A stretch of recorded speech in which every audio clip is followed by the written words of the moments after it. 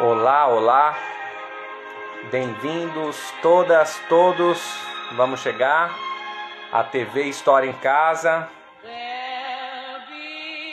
Hoje a gente conversa a respeito da Segunda Guerra Mundial, pelos caminhos da Segunda Guerra Mundial. É o perfil que a gente vai receber aqui hoje, Eleazar e Gorete, que estiveram em diversos lugares importantes para essa história e vai vir contar pra gente aí como que foi pra eles passar por esses lugares. Eles já estão entrando aí.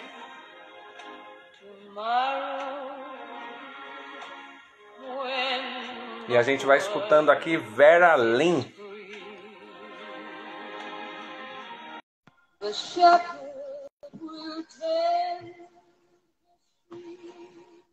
Estão entrando aí. E a gente vai começar mais ou menos assim, ó. Haverá pássaros azuis sobre os penhascos brancos de Dover. Amanhã é só você esperar e ver.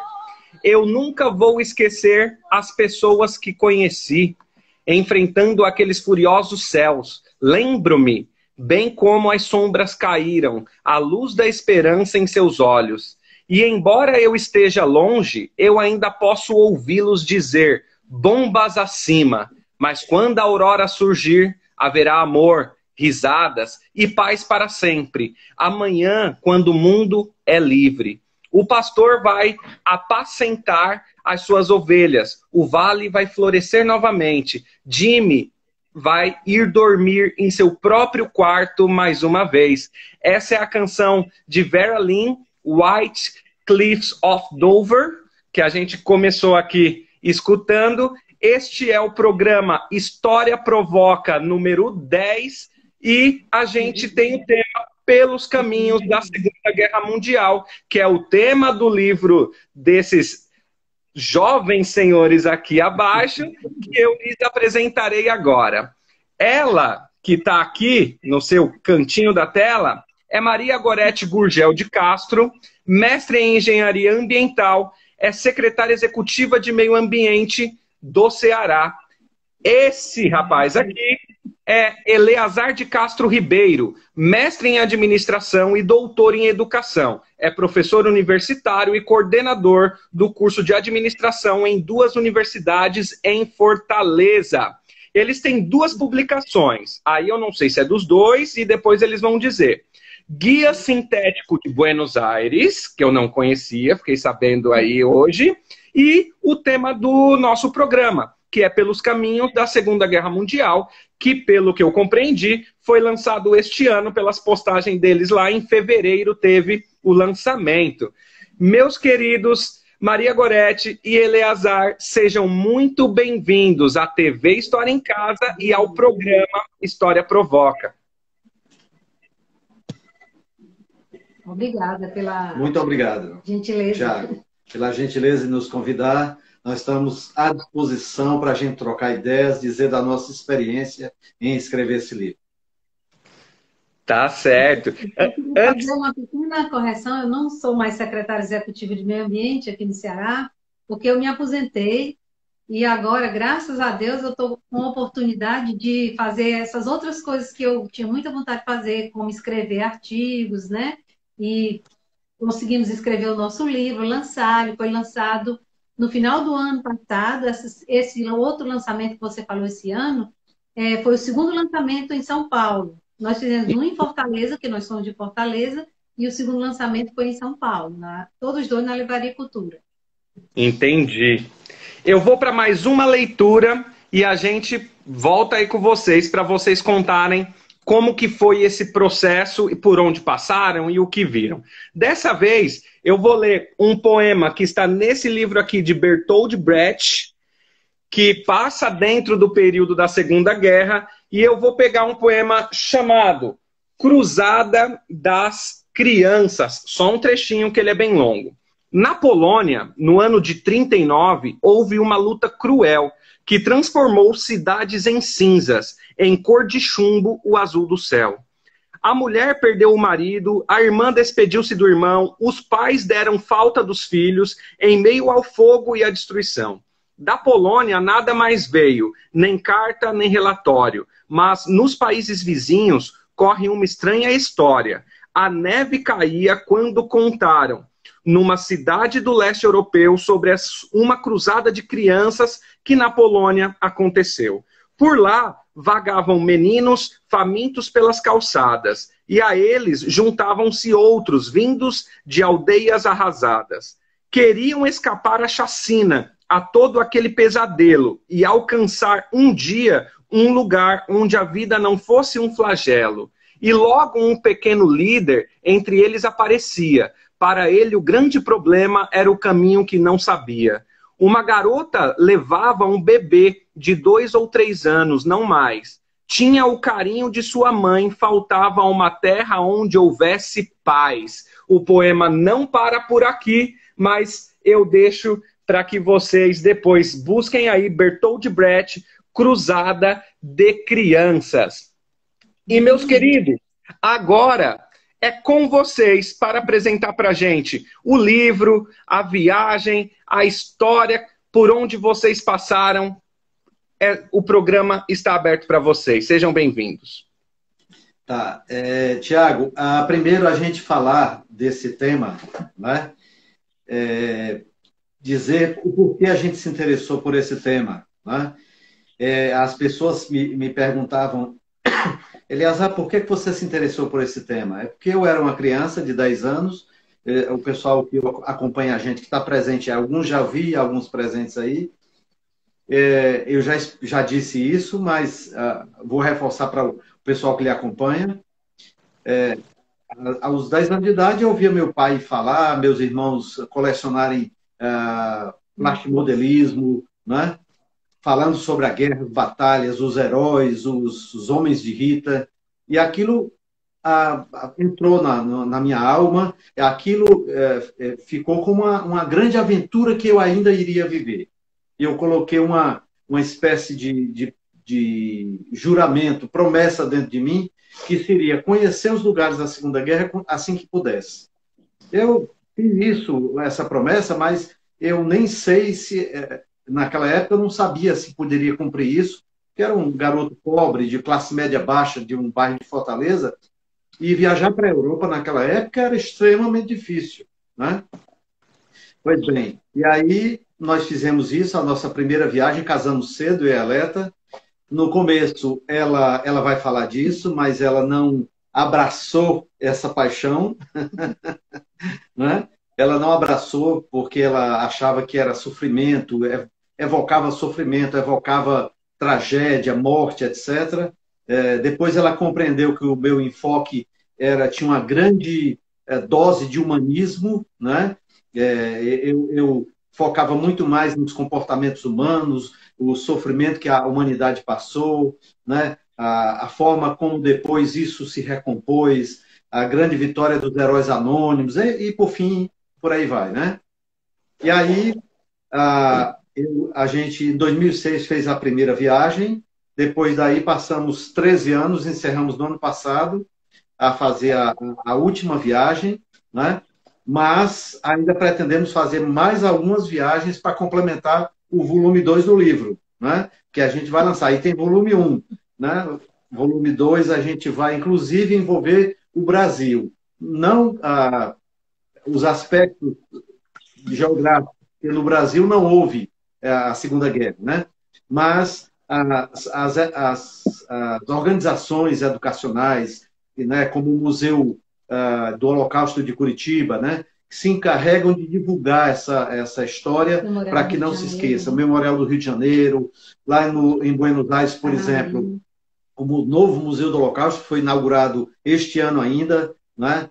As Stolpersteins, que são pedras que eles colocam em frente ao museu para divulgar que as famílias foram presas ali naquele exato lugar. Isso existe na Europa e só tem na América Latina, só tem em Buenos Aires.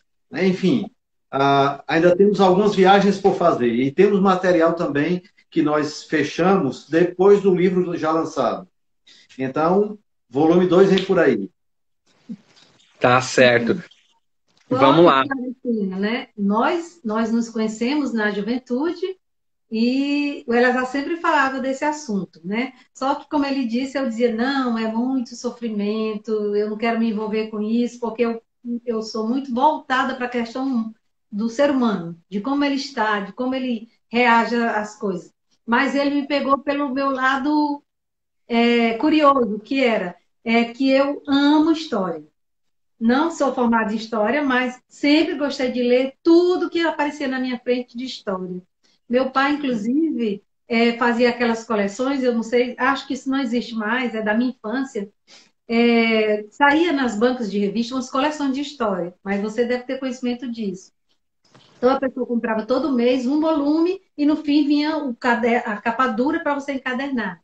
História por trás da história, história do Brasil, história da Europa, história da Segunda Guerra, então são várias histórias. E aí, como eu era leitura, Você olha vai... aí, isso, mais ou menos isso, Aí ele exatamente. fica parado, né? Cada um, e depois você Isso. manda colocar. Isso, exatamente. Então, como eu já era apaixonada e gostava muito de ler sobre história, o Elazar foi por aí, mas é história pura, mudou a história, né? Foi um marco que fez a humanidade viver de uma outra forma. Aí eu comecei também a ler os livros dele. E daí eu me apaixonei pelo tema. E quando a gente pôde, finalmente ele não disse, mas ele só conseguiu realizar a primeira viagem já 38 anos depois de que ele, da promessa anterior da criança, né? A criança foi que fez essa promessa para ele. Mas o adulto só pôde realizar já 38 anos depois, quando a gente aproveitou que o nosso filho tinha ido fazer o intercâmbio da universidade na Alemanha, e nós fomos encontrar com ele e aproveitamos para começar a ver alguma coisa, porque, enfim, a Alemanha é o berço da Segunda Guerra Mundial, né? Sim. E existe uma relação também com ressignificação, né? Se a gente for pegar a história da humanidade como um todo, imagina o que já foram as terras onde nós pisamos hoje, tudo que se passou, né? Então, o ser humano, ele traz essa história de disputa, essa história de violência que vai estar em todas as regiões do mundo, né? Ontem eu coloquei um quadrinho para as pessoas colocarem algumas perguntas, sugestões, algumas coisas, e eu recebi aqui, ó, eu acho que é interessante para a gente começar. Qual a sensação de caminhar por esses lugares onde tantas pessoas perderam suas vidas? Então, eu conversei até com o Max aí do Oficina da História, que está aí falando mais que baita história, parabéns. O Max, a gente fez um programa a respeito do dia D, e ele esteve nas praias da Normandia, ele tem vídeo lá mostrando ainda o chão, que ainda tem os buracos das bombas, né? E ele filmando, entrando nos bunkers, indo da praia até os bunkers, né? Entrando no bunker. E de ver o vídeo, eu falei para ele que dá para sentir uma emoção. Muito. Como que estar nesses lugares? Tá. Tiago, eu vou contar só a primeira experiência que nós tivemos. Nós aproveitamos que a gente ia, como a Leta falou, o apelido dela é Leta, viu? Ela é Gorete para, digamos assim, o nome oficial, mas aqui em casa ela é Leta. Tá. Tá? Pois bem, como ela falou, nós fomos, na nossa primeira viagem, nós fomos logo a Buchenwald. Buchenwald é um campo de concentração que fica perto de Weimar, né? E quando nós chegamos lá, infelizmente, nós pegamos o museu fechando, né? É tanto que a gente voltou agora, no ano passado, para ir de novo lá, agora dessa vez com o museu aberto, né? Mas, de qualquer jeito, deu para a gente entrar, porque ele é aberto, não é, o campo em si ele não é fechado, né? Os museus são, mas você pode entrar. E aí nós andamos ali, e a sensação que eu tinha é que a gente pisando no gelo, né? Aquele momento frio, estava fazendo 5 graus abaixo de zero, né? e a gente andando pelo gelo ali naquele campo, um amigo nosso que estava conosco chorou, né? E nós vimos o crematório também. E a ideia que a gente tinha é que eu senti da parte dela, da minha filha e do meu genro que estavam conosco, desse nosso amigo que estava conosco, é que as pessoas, eles queriam ir embora. Eles queriam ir embora porque aquele lugar era tenebroso, era cheio de emoção, de morte, de tragédia, né? Então, aconteceu isso muitas vezes. A gente ia viajar com os amigos, né? E eu era o responsável por elaborar o roteiro, né? Sempre fui. E aí, o que acontece? Quando eu elaborava o roteiro, eu tinha que dar uma equilibrada, digamos assim, né? Tinha que dar uma equilibrada e não forçar muito a barra para os lugares da Segunda Guerra, né? Porque senão ia ficar também muito pesado, né? Ia ficar muito triste, muito melancólico. E eu procurava equilibrar, né? Mesmo nas nossas visitas, mesmo nas nossas visitas lá da Segunda Guerra, eu procurava abreviar um pouco, tá? Para que as pessoas não se sentissem muito tristes com aquela visita, né? Enfim. Ele está falando mais em relação aos campos de concentração, esses lugares assim. E falando de sensação, para mim, eu gosto muito de filme também. Nós também gostamos muito de filmes. Nós somos cinéfilos. E aí veio aquelas imagens que eu tinha visto nos filmes, aquelas pessoas com aqueles pijamas, vamos dizer assim, né? De listrados. Como era? Aí eu fiquei me perguntando, a gente estava pisando em gelo. Como essas pessoas conseguiram, algumas delas, sobreviver a tanto sofrimento, mal alimentados, trabalhavam até a exaustão, e aí vinha o inverno, né? E eles conseguiam, alguns deles, sobreviver a isso. Então, essa sensação foi assim, um turbilhão, foi um choque mesmo, né? De ver que o ser humano pode se tornar tão desumano a ponto de não se importar com o sofrimento do outro, ver o outro como um inseto, porque aquelas pessoas eram vistas como baratas, como insetos, como ratos, né? Justamente para que eu não me sentisse próximo dele como um ser humano, já que o alemão, né, o nazista, se sentia superior. Então, foi realmente bem... E a gente ficou muito calado, não havia o que dizer naquele momento. E aí, daí, a gente passou a prestar muita atenção que nesses lugares assim, onde houve uma tragédia maior, sempre tem alguma placa pedindo que você seja respeitoso, que você seja sensível àquele ambiente, porque ao seu lado pode ter um neto de um sobrevivente que está ali visitando, de alguém que perdeu alguém muito próximo, né? E aí a gente adota sempre conversa com as pessoas que estão com a gente, que tem essa atitude respeitosa por tudo que foi passado ali, além de aprender, porque para nós o conhecimento nos permite aprender para não repetirmos, para não querermos que essas coisas tornem a acontecer, né? Hoje eu visitei o YouTube de vocês. E aí eu vi que o primeiro vídeo do Eleazar, ele fala, né, dessa relação da história. E também no último vídeo, um rapaz dando uma entrevista também traz essa relação da memória que é necessário ter dessas histórias para que a gente não repita. O rapaz estava até citando a respeito do neonazismo, né? E falando que com a Alemanha ele não tem preocupação. Ele fala, não, na Alemanha não tem preocupação em relação ao neonazismo, mas em alguns lugares do mundo, sim. Esse livro, ele é, então, uma experiência, pelo que eu entendi, de 13 anos de viagem. É um registro de 13 anos, e aí vocês estão projetando o segundo volume, porque não passaram em todas as regiões. Como que foi a construção desse livro, a narrativa dele? Qual é o enfoque dele? É contar o que houve em cada região que estiveram? Ouvir? Qual é o direcionamento da narrativa? É o seguinte, Iago, para cada viagem dessa que a gente fazia, porque a gente tem um grupo, inclusive, que se chama Grupo Europa. É um grupo de 4 casais que viaja junto para vários lugares do mundo. E a gente começou a fazer isso em 2007. Foi logo depois da nossa primeira viagem para a Europa. A gente viajou em 2007, foi para o Chile, Argentina, depois para vários outros lugares da Europa. E aí eu fazia o caderninho, era um caderno de viagem. Eu pesquisava todo o nosso roteiro e colocava em formato de caderno. E esse caderno começou a ficar famoso. As pessoas chamavam de livrinho. Era uma forma carinhosa de dizer, né? Era o livrinho. Então, o pessoal perguntava, como é o livrinho, está pronto? Né? Quando o livrinho estava pronto, a gente fazia uma reunião preparatória.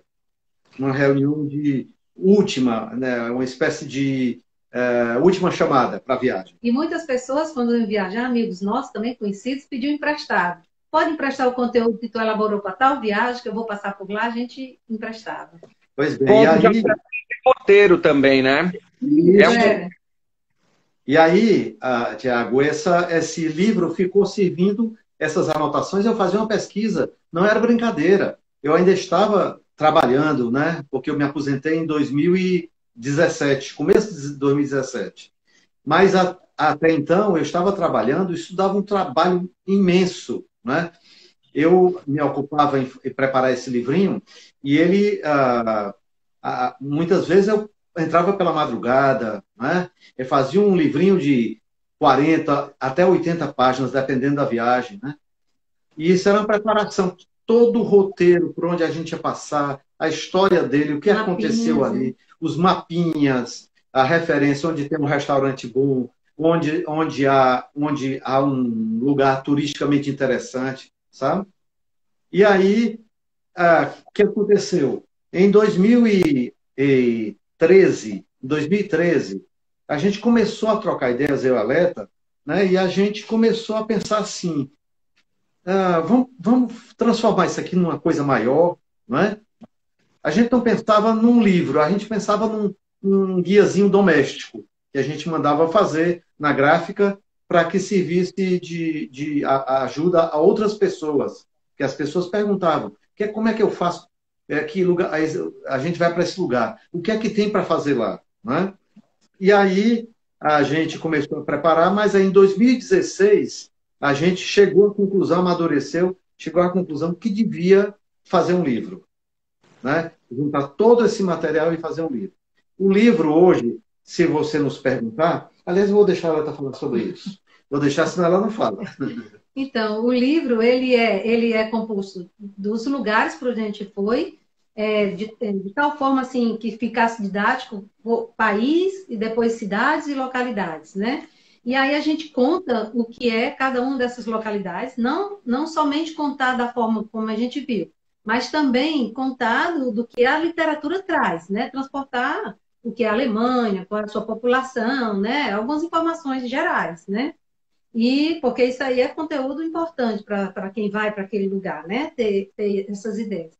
O diferencial é porque nós colocamos dentro do roteiro, que não é o clássico, os caminhos da Segunda Guerra Mundial. Porque se você for fazer um roteiro desse com uma agência de viagem, geralmente ela vai te dar o roteiro clássico daquela cidade. Se você for para a Alemanha e para Berlim, Munique, provavelmente eles vão colocar alguma coisa da Segunda Guerra, porque é muito evidente. As cidades são história pura. Mas, em outros lugares, você não vai ver mais nada da Segunda Guerra Mundial da Europa, né? E aí, nós não. Por todos os lugares por onde nós passamos, nós colocamos o que é que havia ali da Segunda Guerra Mundial, né? Então, esse é um diferencial. O outro depois dessa pesquisa, para que nós pudéssemos usufruir, nós identificamos onde estavam esses museus, memoriais, né? Café, seja o que for que reportasse a Segunda Guerra, pontes, né? A gente colocou, bota o endereço, como chegar lá, quanto custa adentrar naquele lugar, se é grátis, se não é grátis, se é perigoso, se não é perigoso, qual a gente dá público. qual transporte você pode utilizar. Então, esses detalhes que ajudam a diminuir, vamos dizer assim, a passada do que da outra pessoa que quer ir ver aquelas coisas, né? Então, ela já vai sabendo por onde está. E o interessante é que nesse processo, nós fomos descobrindo que algumas coisas não eram até contraditórias as informações, dependendo de onde você estava buscando. E para entrar num consenso, vamos dizer assim, um pente fino, nós fomos a alguns desses lugares e identificamos onde estava a melhor informação. E com certeza nós passamos alguns perrengues, algumas dificuldades, inclusive para encontrar alguns lugares. Porque algumas coisas estão por dentro de floresta, as acessos são meio difíceis. Uma vez até a polícia veio atrás da gente, querendo saber o que, é que aquele povo estava fazendo ali. E a gente atrás do memorial lá dentro, né, de uma floresta. Imagina, ficamos bem paradinhos, deixamos eles olharem para a gente, mas como nós somos já mais maduros e tudo, eles imaginaram, não, não é para fazer alguma, como diz aqui no Ceará, marmota, né? Então, a gente foi aprimorando, inclusive chegamos ao ponto de dar uma informação para uma entidade de que a foto que eles tinham colocado daquele memorial estava incorreta. E porque a gente foi lá e, quando chegamos, a pessoa que trabalhava lá disse, não, nunca foi essa foto, não é. E mostrou a real. E aí nós informamos para eles, eles agradeceram e eles mudaram, né? Então, são experiências assim que foi muito gostoso para a gente, essas interações também. Então, assim, resumindo, né, Tiago, o nosso livro é um guia também, mas só que é como se a gente estivesse contando a história da Segunda Guerra Mundial, passando pelos lugares. Nós damos informações até gastronômicas, qual o prato do lugar, né? Se não para todos. No museu. Não para todos, mas gastronomia, o filme em que esse lugar aparece, nós somos cinéfilos, a gente citou isso também. Ou seja, é um guia histórico, cultural, geográfico, etc. Uhum. O Jefferson fez uma pergunta aí, ó. O que vocês encontraram nesses lugares que os livros, e aí eu acredito que a maioria dos livros didáticos, né? Porque se a gente for pegar livros no geral, vão ter várias narrativas, né? O que talvez vocês viram e falaram assim, nossa, isso não tem no livro didático, isso faz falta. Vamos contar as histórias. E aí, o que vocês viram lá? Tem uma história muito interessante, Tiago, lá na Normandia, justamente na hora o seu colega foi, né? A Normandia foi um dos mais belos lugares que a gente já foi. É um lugar fantástico, né? E aí nós chegamos lá na Normandia e nós descobrimos uma historinha muito interessante. É o seguinte, quando houve logo a primeira leva de invasão da Normandia, que foram os planadores ingleses, na madrugada do dia 6 de junho de 44, né? Então, os planadores ingleses foram os primeiros a chegarem, né? Eles aterrissaram sem motor, sem partes metálicas, muitos morreram nas aterrissagens porque era de madeira, os aviões eram de madeira. E aí alguns morreram, mas não podia fazer barulho, não podia ter superfície metálica, porque era detectada pelo radar, né? Então, tinha que ter aquilo. Os aviões puxavam, jogavam e eles aterrissavam. Tem um lá no museu para a gente ver. Isso, tem um todo quebrado lá no memorial, lá na Normandia. E aí, eles pousaram ali nas proximidades da Ponte Pegasus, tá? A Ponte Pegasus fica perto da cidade de Caen, tá? Foi onde se deu a primeira parte da invasão. E eles foram lá e eles foram com cuidado porque eles sabiam pela espionagem, que os alemães tinham pegado a ponte sobre o rio Orne, né, que é a Ponte Pegasus, né, ela estava com dinamite, pronta para ser explodida, justamente para impedir que os aliados passassem do oceano para a cidade de Caen. Né? E aí, o que foi? Deu. É porque a irmã dela entrou. Como a gente está de quarentena, a gente está sem se ver. Bem, e aí, Tiago, o que aconteceu? Quando eles estavam lá, eles conseguiram todas essas informações através de um pessoal que morava no Café Gondré. Café Gondré era mantido pelo casal Gondré, Elizabeth Gondré e o marido dela, tá? E uma filhinha chamada Arlette Gondré. E aí, o que acontecia? Depois a gente foi compreender isso conversando, pesquisando, etc. É que os oficiais alemães na dominação, lá ficavam perto do café, iam tomar café e comer alguma coisa lá no Café Gondré. E aí eles não sabiam que a dona Elizabeth Gondré, ela era da Alsácia. Ela tinha morado na Alsácia. E como você sabe, a Alsácia foi um território que pertenceu 4 vezes ou a França ou a Alemanha, dependendo da guerra. Na Guerra Franco-Prussiana, ela passou para o domínio da Alemanha. Na Primeira Guerra Mundial, voltou para o domínio da França. Quando a Alemanha invadiu, voltou para o domínio da Alemanha. Aí, no final da Segunda Guerra, voltou para o domínio da França. Então, é uma região, a região da Alsácia, Estrasburgo, por exemplo, é uma região muito misturada. Cultura francesa e cultura alemã. Fala as duas línguas. Isso. Em Estrasburgo, os prédios, as edificações, têm o chamado enxaimel, aquela construção aparente, madeira aparente de enxaimel, né? Alemã, né? Típica da Alemanha. Que é a típica da Alemanha. Então, ela tinha vivido lá e sabia falar alemão fluentemente. E eles não sabiam, os oficiais. Eles contavam informações entre eles e ela ouvia. E ela ouvia. E ela passava para a resistência francesa, né? E aí o que aconteceu? Eles sabiam de tudo. Combateram os alemães, derrotaram os alemães e bateram na porta do café e eles estavam lá no porão, por causa do tiro, das batalhas. Eles estavam lá embaixo. Começou o tiroteio, eles se esconderam. E aí eles bateram e chamaram Madame Gondry, Madame Gondry. E aí ele disse, tem alguém nos chamando. E aí subiram, viram que eram os ingleses, e os ingleses disseram para eles, nós temos o orgulho de dizer que a sua casa é a primeira casa libertada da França. Né? E aí a gente falou pessoalmente com a dona Arlette Gondry, que tinha 5 anos na época. Ela estava lá.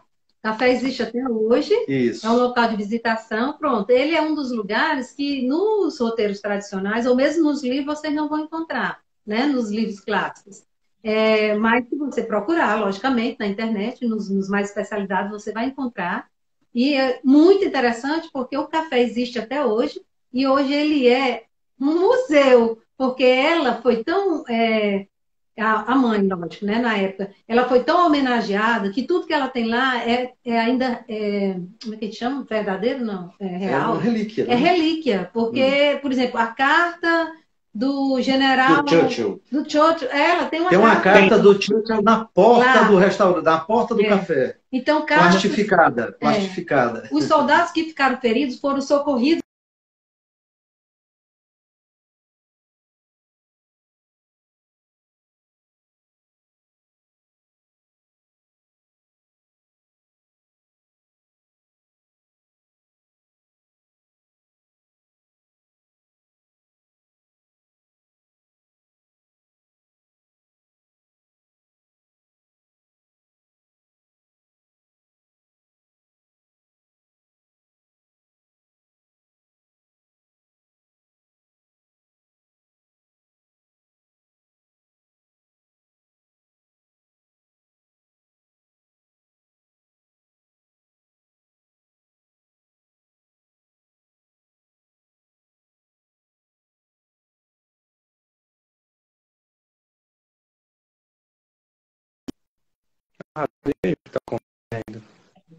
Opa, foi eu que travei? Foi. Tá, Tiago. A minha pergunta é, por que será que ela não deixa fotografar lá dentro? Porque tem algumas coisas muito preciosas, né? Tem essa carta do Churchill direto para a mãe dela, né? Tem alguns objetos da primeira leva dos ingleses que invadiram. Enfim, são preciosidades, né? Eu acho que tem a ver também com... Ela está guardando como se fosse algo que você só pode olhar. Então, ela atrai mais gente, porque a pessoa não pode estar batendo foto e divulgando. Então, ela atrai mais gente para dentro do café dela. E eu quero dizer para vocês que a comida dela é uma delícia, viu? O bolo dela é ótimo, um cafezinho maravilhoso. Vale a pena ir lá no Café Gondry. Já fica aí a propaganda. Deixa eu ver aqui o que a galera mais escreveu. Vou pedir para quem está escrevendo pergunta, colocar no cardzinho com interrogação, que fica mais fácil da gente organizar aqui. Eu consigo projetar até na tela. Vamos ver aqui, ó, o Jefferson. Houve alguma situação onde encontrassem nativos da região que negassem o Holocausto? Como que é essa questão do Holocausto é forte? O pessoal nega que existiu? Se fala muito? Como que é isso lá? Depende de onde você está, certo? Se você estiver na Alemanha, né, que foi a causadora da Segunda Guerra Mundial, eles passaram um bom tempo negando e ao mesmo tempo e depois ignorando, vamos dizer assim. Mas eles nunca destruíram aquilo que era resquícios do que tinha acontecido no seu país. E hoje eles são totalmente abertos, eles falam sobre isso, inclusive existe uma lei na Alemanha que obriga que todas as escolas, pelo menos uma vez por ano, devem levar seus alunos ou para um campo de concentração, ou para um memorial, ou para um museu, desde que os jovens vejam o que aconteceu para naquela intenção de que não se repita mais. Então, é esse o foco da Alemanha hoje. Né? Claro que tem os que negam. Tanto que nós encontramos pessoas, uma vez a gente procurando um memorial, que ficava a céu aberto, nós não estávamos conseguindo chegar no lugar, em Hamburgo, né? Que é na Alemanha. Então, nós não conseguimos identificar onde ele estava, a gente sabia que estava muito próximo de onde a gente estava, e entramos no teatro. E a moça do teatro descrevemos, mostramos a foto, a figura. Era uma mãe segurando um filho morto na guerra, certo? Então, muito fácil de você visualizar. Ela dizia, nunca vi, trabalho aqui há 20 anos, nunca vi isso, não sei o quê, não sei o quê. E o Elazar insistiu muito, a gente saiu, entrou, voltou, e nada. Depois ela botou cara feia, vocês de novo, não sei o quê, então a gente desistiu com ela. Resolvemos andar um pouco mais, para vocês terem uma ideia. Nós andamos mais meio quarteirão. Quando a gente olhou para a direita, lá estava o monumento, o memorial, por trás de um banco onde as pessoas sentavam, e ele ficava assim, aqui, em cima, a mãe com aquele filho ali. Quer dizer, essa não queria falar mesmo sobre o assunto. Então, aconteceu isso aí. Nos outros países que foram impactados, muito mais impactados, como Polônia, né? A Bélgica, não, eles querem falar, eles querem que a gente veja o que aconteceu, principalmente a Polônia. Que tem Vocês passaram pela Polônia e os lugares de campo de concentração, chegaram a visitar algum? Eles estão preservados? Como que está isso? E como que é o sentimento nesses lugares? É um lugar de visitação? Sim, nós conhecemos, são 5 campos que nós conhecemos, Thiago. Nós conhecemos Auschwitz, que é imperdível, claro, né? É emblemático, é o lugar na Polônia. Que na Polônia, fica na Cracóvia, tá? Nós conhecemos Sachsenhausen, que é em Berlim, Buchenwald, que fica próximo a Weimar, Dachau, que fica próximo a Munique, e agora, por último, fomos a Flossenburg. Flossenburg foi onde foi executado o pessoal da Operação Valkyria. Lembra do filme Operação Valkyria? Pois bem, nós conhecemos esses 5 campos. Todos eles são preservados, tem a parte do museu. Nós fomos, não é muita gente que vai, viu, Tiago? Claro, exceto Auschwitz, Buchenwald, Dachau também, os 3. Mas, por exemplo, Flossenburg, a gente estava praticamente sozinho lá. Menos conhecido também. Menos conhecido. Entendi. E o clima dentro de todos, por incrível que pareça, o que eu vou dizer, o que me trouxe mais, assim, me chocou, me trouxe mais angústia, né? Aquele sentimento pesado, foi Dachau, ou Dachau, né? Como a gente chama aqui.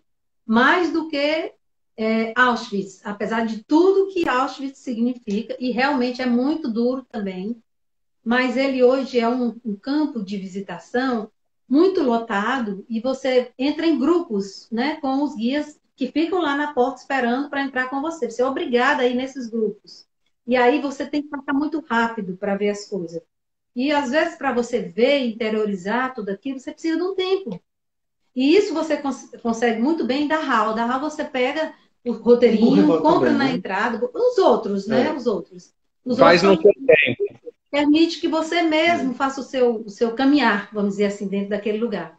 E em Dachau, na primeira vez que nós fomos, ele tinha uma ala inteira sobre os experimentos médicos com seres humanos, né? E aquilo me chocou demais, demais mesmo, né? Doía demais olhar para aquilo.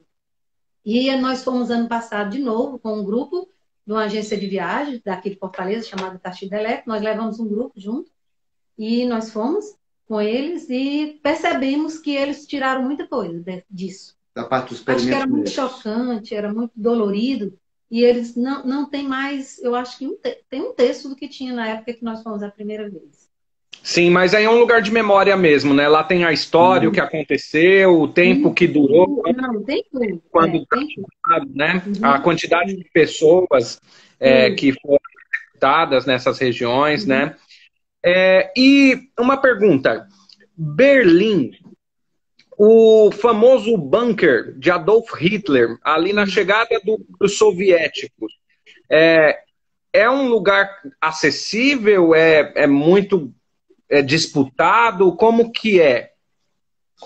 O que aconteceu, Tiago? Quando os soviéticos entraram em Berlim, eles fizeram uma série de coisas para matar os lugares onde o nazismo tinha existido, como uma forma de evitar um neonazismo, de evitar uma peregrinação, uma romaria, né, para aqueles lugares. Então, por exemplo, o bunker foi um dos que ele foi simplesmente soterrado, né? Não Hoje, existe mais. não existe mais e ele fica na parte de baixo de um estacionamento de um condomínio, né? Tem uma placa. Recentemente, nos últimos 3 anos, eles colocaram uma placa, mas antes nem isso tinha, né? A gente sabia porque ia As lá, pesquisas. a gente fazia pesquisa e ia lá, né? Um Mas condomínio em cima dele hoje, de residência? Sim, isso sim. é um Só que o estacionamento. local do bunker é no estacionamento. A primeira vez que nós fomos, que foi em 2006, quando nosso filho morava lá, ainda existia uma delimitaçãozinha com os tronquinhos que Para dizer mostravam onde era onde tinha sido a entrada, a né? entrada do bunker. Hoje não existe mais nem isso. Somente na entrada do estacionamento a placa dizendo que foi ali que existiu esse bunker. Isso. Tá certo. Nossa, dessa daí eu não sabia, não.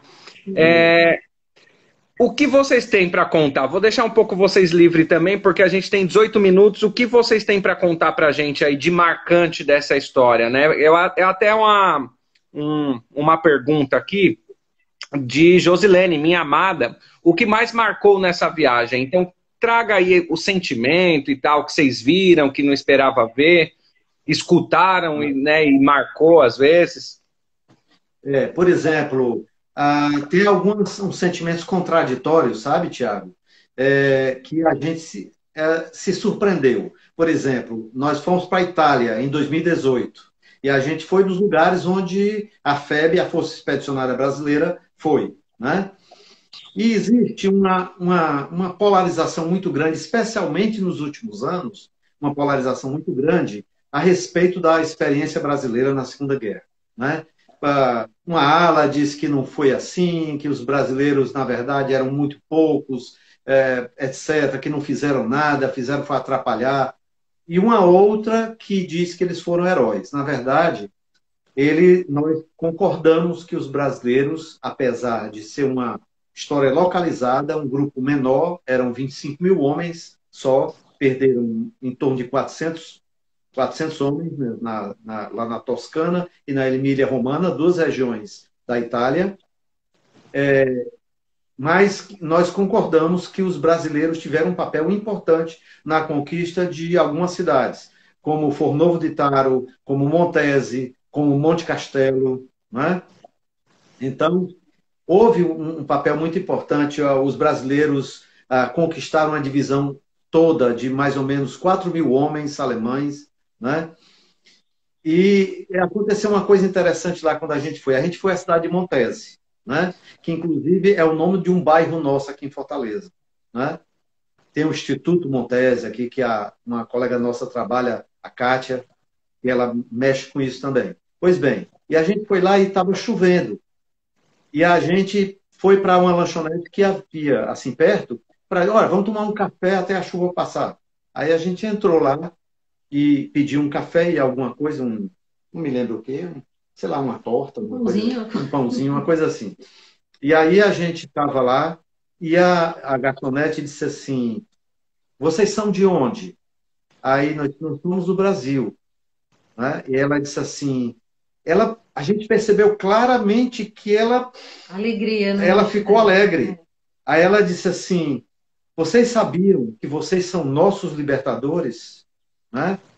Olha, nós ficamos assim, orgulhosa. Orgulhosos, emocionados, sabe?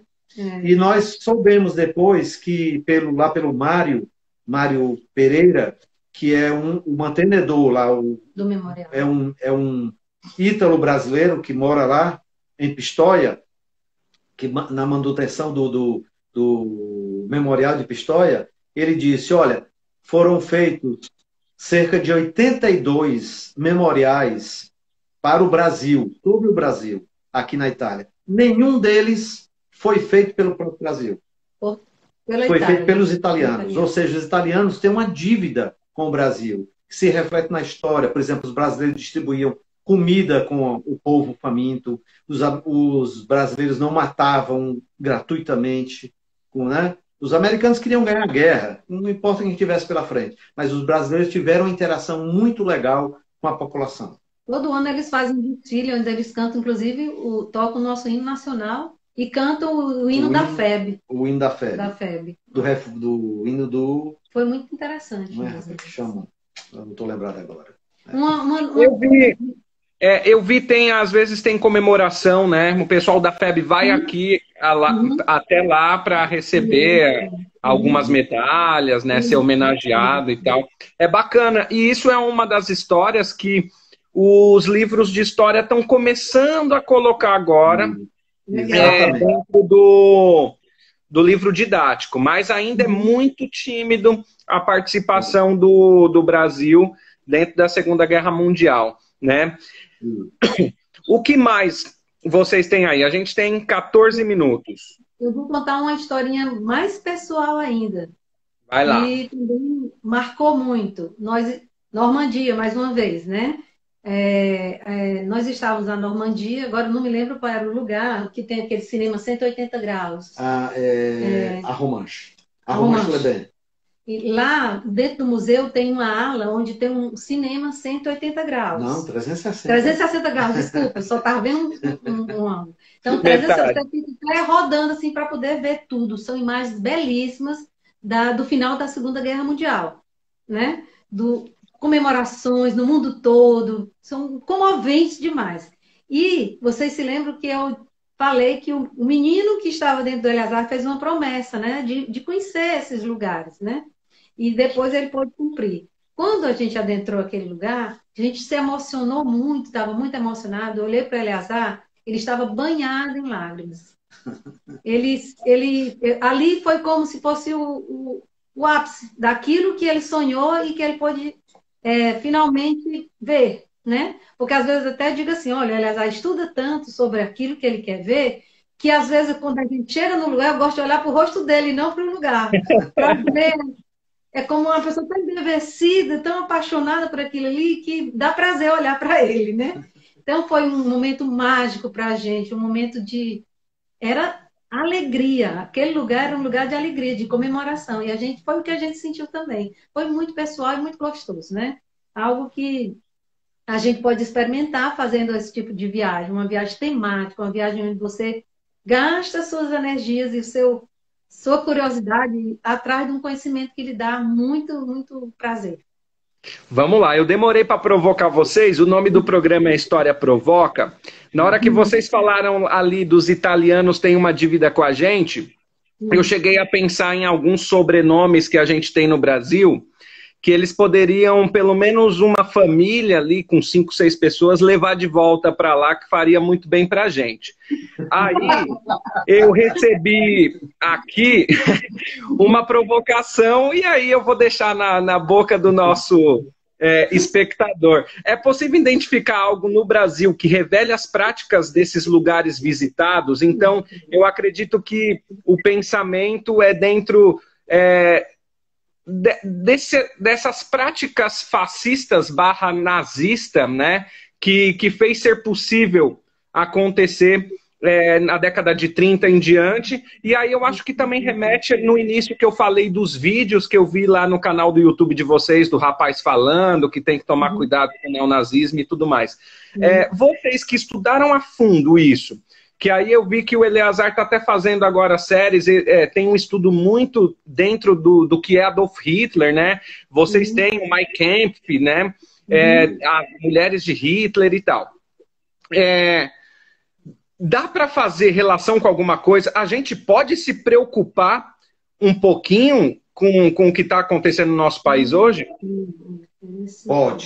Pode fazer uma relação.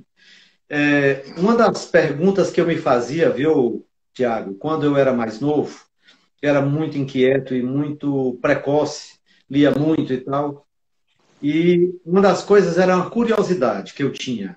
E eu descobri depois que essa curiosidade não era só minha. Eu vi em vários livros. Eu vi no Ian Cashel, que é o principal autor de Hitler, né?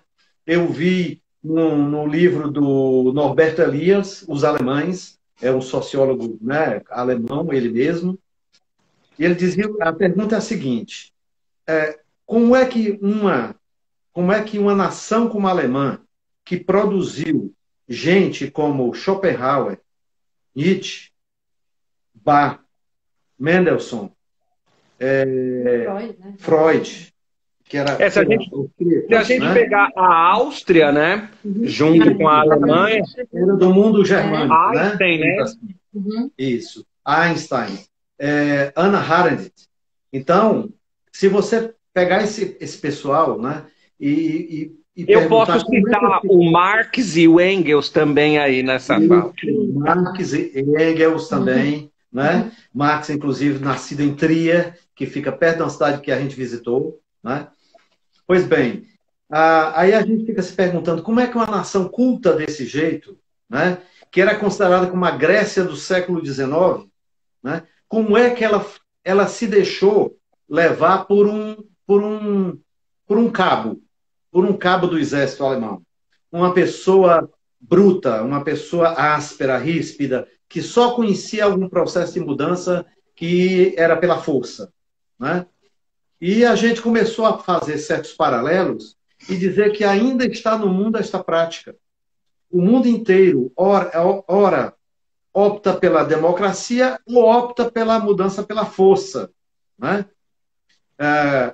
E a gente sabe que qualquer tipo de mudança pela força, ela dura pouco, porque ela produz tragédia, ela produz trauma, produz morte, né? A democracia, embora trabalhosa, mas ela produz resultados mais permanentes, né? Então, a gente fez esse paralelo e nós temos ainda hoje no Brasil, a gente sabe disso, né? Alguns nomes italianos, como você falou. Mas ó, não são todos desse sobrenome. A gente pega o pai, o 01, 2, 3 e 4 e manda. Já é um bom começo. Na realidade, uma coisa bem interessante é que várias pessoas nos perguntam isso, né? E a gente sempre, não é simplesmente responder, mas pensar também sobre o que está sendo colocado. E o que é que fez esse povo? Ele era quase um palhaço no começo, o Hitler, para eles.